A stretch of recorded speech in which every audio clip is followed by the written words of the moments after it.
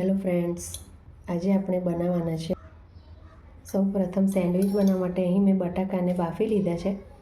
આપણે વટાણા બટાકાની સેન્ડવિચ બનાવવાની છે, જેની સાથે મેં વટાણાને પણ બાફી લીધા છે. તો એને આપણે મેશરથી મેશ કરી લઈએ. બટાકાની સેન્ડવિચમાં મેં અહીં એક ગાજર પણ બાફીને લીધું છે. તમને ના નાખવું હોય તો તમે સ્કીપ કરી શકો છો. સ્વાદ અનુસાર નમક નાખવાનું છે, લીંબુનો રસ. હવે આને આપણે મિક્સ કરી લેવાનું છે. આપણે એક પેનમાં 1 ચમચી ઓઇલ મૂકી દેવાનું છે, જેમાં આપણે થોડી હિંગ નાખવાની છે અને હળદર પાવડર નાખવાનો છે. ત્યારબાદ આપણે એક ડુંગળીને સોટે કરી લેવાની છે. 2 થી 3 મિનિટ બાદ આપણે એમાં ધાણા જીરું પાવડર નાખી દેવાનો છે અને 1 નાની ચમચી જેટલો આપણે ચાટ મસાલો પાવડર નાખીને હલાવી દેવાનું છે. ત્યારબાદ આપણે મસાલો નાખી દેવાનો છે બટાકાનો.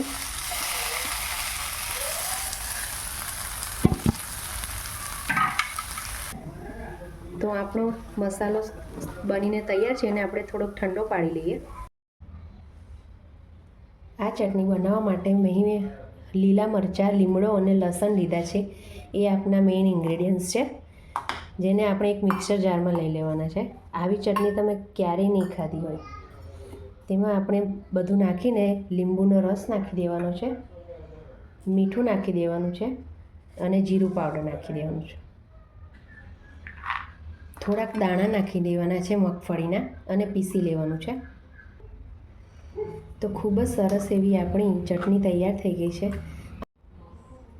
સૌપ્રથમ આપણે એક બ્રેડ લઈ લઈએ, જેના પર આપણે ચટણી બનાવી છે એને લગાવી દેવાની છે અને એક સાઈડ પર આપણે કેચઅપ લગાવી દેવાનો છે.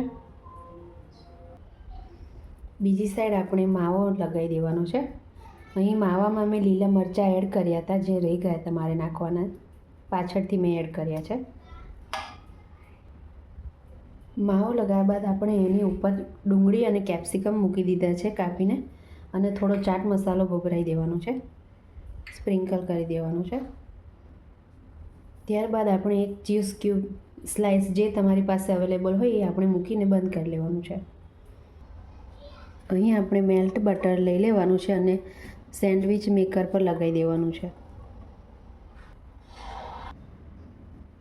તો આપણી સેન્ડવિચ બનીને તૈયાર છે. તો આ મસાલા સેન્ડવિચને તમે પણ એકવાર જરૂરથી ટ્રાય કરજો અને ગમી હોય તો લાઇક, શેર ને સબસ્ક્રાઈબ કરજો. Thank you for watching. ખાવામાં ખૂબ જ ટેસ્ટી બની છે, તો કમેન્ટમાં જરૂરથી જણાવજો.